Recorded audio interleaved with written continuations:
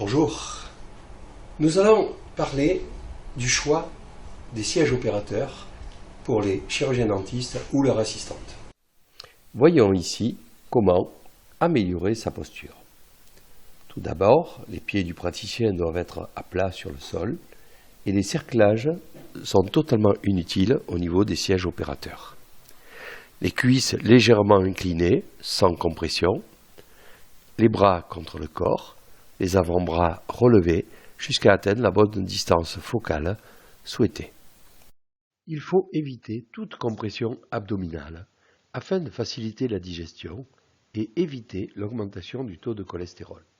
Le patient doit être allongé mais pas trop bas, car cela créerait une contrainte au niveau des cervicales. Voici un tabouret de la marque Support Design qui réunit tous les bons critères.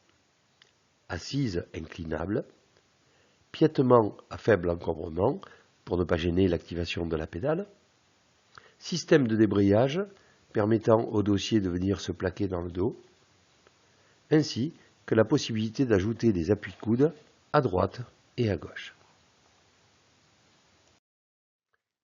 Il est important de veiller au choix du vérin. Il doit être adapté à la taille de l'opérateur. Voyons maintenant le résultat avec un patient. Tout d'abord en position 11h30, avec utilisation de l'appui-coude. Maintenant en position 9h. Observez le dos droit et l'avant-bras reposant sur le support latéral. L'utilisation d'une selle peut être une solution pour certains praticiens. Nous voyons ici qu'en comparaison à un tabouret classique, l'utilisation correcte d'une selle suppose une position nettement plus élevée. Cela permet de bénéficier des avantages que procure une posture semi-debout. Le dos doit rester bien droit. Pour cela, l'opérateur utilise l'accoudoir en position ventrale afin d'avoir les coudes en appui. Observons ce qui se passe lorsque l'assistante utilise une selle et le praticien un siège classique.